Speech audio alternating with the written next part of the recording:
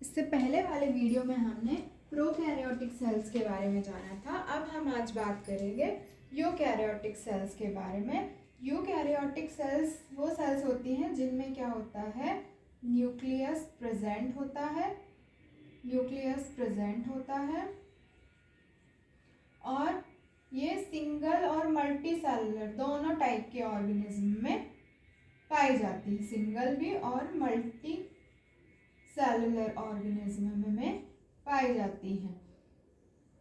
अब इसका सबसे अच्छा उदाहरण क्या है, प्लांट सेल्स और एनिमल सेल्स जो होती हैं ये यूकैरियोटिक सेल्स होती हैं। प्लांट और एनिमल सेल्स जो होती हैं इनके अंदर पाए जाने वाले जो कंपोनेंट होते हैं वो मोस्टली एक समान होते हैं, इसलिए मैं आपको प्लांट और एनिमल सेल्स में कंपैरिजन बता देती हूँ कि क्या क्या इनमें सेम पाया जाता है और क्या डिफरेंट चीज पाई जाती है। सबसे पहले तो इनके शेप की बात करें, जो प्लांट सेल्स होती है वो आयताकार होती है और जो एनिमल सेल होती है वो गोलाकार होती है। सबसे मेन डिफरेंस इनका यही है। इसके बाद कुछ चीजें हैं जो इनमें समान रूप से पाई जाती हैं, जैसे कि वैक्यूल जो है इनमें दोनों में पाए जाते हैं, पर डिफरेंस क्या है, जो प्लांट सेल का वैक्यूल होगा वो सिंगल वैक्यूल होता है और लार्ज साइज का होता है।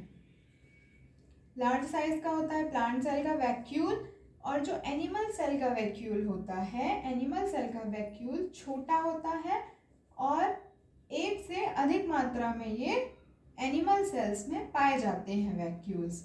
अब जो सेल का मेन कंपोनेंट है न्यूक्लियस, ये दोनों में पाया जाता है। ये न्यूक्लियस जो कि दोनों सेल में पाया जाता है, प्लांट सेल में भी और एनिमल सेल में भी। और इनकी न्यूक्लियस की जो आउटर लेयर होती है वो क्या होती है, न्यूक्लियोलस होती है। इनकी आउटर लेयर जो होती है वो क्या कहलाती है, न्यूक्लियोलस कहलाती है। अब क्या होता है, न्यूक्लियस में एंडोप्लाज्मिक रेटिकुलम पाए जाते हैं, ये दोनों में ही पाए जाते हैं,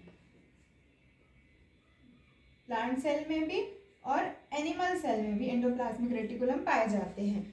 क्या होता है, जो न्यूक्लियस होता है उसकी सतह से कुछ चिकनी और खुरदुरी, स्मूथ और रफ एंडोप्लाज्मिक रेटिकुलम पाई जाती हैं। तो रफ एंडोप्लाज्मिक रेटिकुलम जिनमें छोटे छोटे राइबोसोम्स चिपके होते हैं एंडोप्लाज्मिक रेटिकुलम में, उन्हें कहते हैं हम रफ एंडोप्लाज्मिक रेटिकुलम।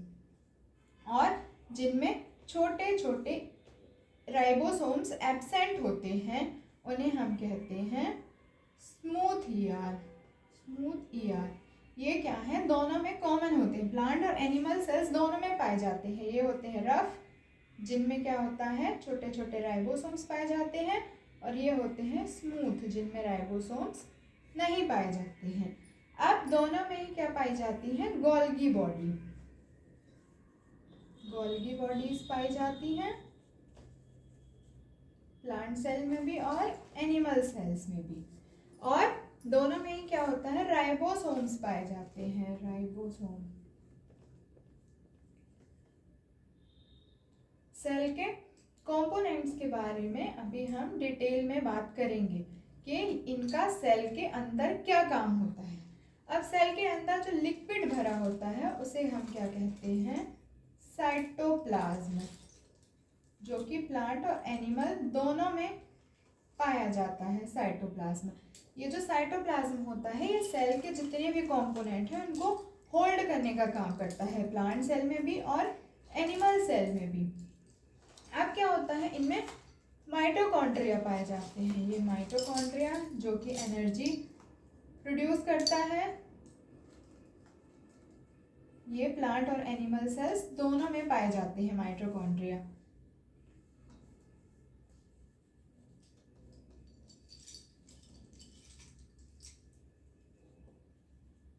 प्लांट और एनिमल सेल्स दोनों में माइटोकॉन्ड्रिया पाया जाता है। अब एक मेन डिफरेंस क्या है, जो हमारी प्लांट सेल्स होती हैं वो क्या करती हैं, क्लोरोप्लास्ट को कंटेन करती हैं। क्लोरोप्लास्ट, क्लोरोप्लास्ट क्या होता है, फोटोसिंथेसिस प्रोसेस में रिक्वायर होता है। फोटोसिंथेसिस प्रोसेस जिसमें प्लांट क्या होते हैं, अपना फूड खुद से बनाते हैं, उस प्रोसेस में क्लोरोप्लास्ट रिक्वायर्ड होता है। ये पिगमेंट्स होते हैं, ग्रीन पिगमेंट्स होते हैं प्लांट सेल के अंदर, जो कि एनिमल सेल्स में इस टाइप के पिगमेंट्स नहीं पाए जाते हैं। अब क्या होता है, जो एनिमल सेल्स होती हैं इनमें कुछ माइक्रोट्यूब्यूल्स पाए जाते हैं। इन्हें हम क्या बोलते हैं, माइक्रोट्यूब्यूल्स। और एनिमल सेल्स में क्या होता है, सेंट्रियोल पाए जाते हैं, जो कि हमारी प्लांट सेल्स में नहीं पाए जाते हैं। तो इस तरीके से कुछ कॉमन चीज़ें हैं जो प्लांट और एनिमल सेल्स दोनों में पाई जाती हैं, और कुछ चीज़ें ऐसी हैं जो दोनों में अलग अलग मात्रा में पाई जाती हैं। जैसे हमारी प्लांट सेल में क्लोरोप्लास्ट पाया जाता है, लेकिन एनिमल सेल में क्लोरोप्लास्ट नहीं पाया जाता। एनिमल सेल में सेंट्रियोल पाया जाता है, पर प्लांट सेल में सेंट्रियोल्स नहीं पाए जाते हैं। और इनमें माइक्रोट्यूब्यूल्स पाए जाते हैं, जो कि प्लांट सेल्स में नहीं पाए जाते हैं। अब इनके सारे पार्ट्स के बारे में हम अलग से बात करेंगे। इससे पहले हम सेल के फंक्शन के बारे में बात करेंगे कि सेल हमारी बॉडी में किस तरीके से फंक्शन करती है। सेल फंक्शन, जैसे कि हम जानते हैं सेल हमारी बॉडी की स्ट्रक्चरल एंड फंक्शनल यूनिट है। तो सबसे पहला मेन काम क्या होता है हमारी सेल का, सेल जो है हमारी बॉडी को स्ट्रक्चर प्रोवाइड करती है और हमारी बॉडी को सपोर्ट देती है। फिर क्या होता है, सेल जो होती है वो हमारी बॉडी की ग्रोथ के लिए भी इम्पॉर्टेंट होती है, क्योंकि क्या होता है, जो हम ह्यूमन हैं, मतलब in complex organism such as human the tissue grown by simple multiplication of cell. क्या होती हैं, जब सेल मल्टीप्लाई होती हैं, जब सेल डिवाइड होती हैं, तो जो टिश्यूज होते हैं वो ग्रो होते हैं। मतलब छोटी छोटी सेल जब बनती हैं, फिर उससे टिश्यू का निर्माण होता है, तो आगे टिश्यू ऑर्गन बनते हैं, फिर ऑर्गन से हमारी होल बॉडी बनती है, तो ग्रोथ होती है हमारी बॉडी की। तो ग्रोथ में भी सेल जो है इम्पॉर्टेंट हिस्सा है हमारी बॉडी के लिए, सेल जो है। फिर क्या होता है, सेल जो होती है एनर्जी प्रोडक्शन, हमारी बॉडी में एनर्जी प्रोड्यूस करने में सेल एक इम्पॉर्टेंट हिस्सा होता है। फिर जितनी भी मेटाबॉलिक एक्टिविटीज़ या मेटाबॉलिज्म प्रोसेस हैं वो भी हमारी सेल के द्वारा ही कंडक्ट की जाती हैं।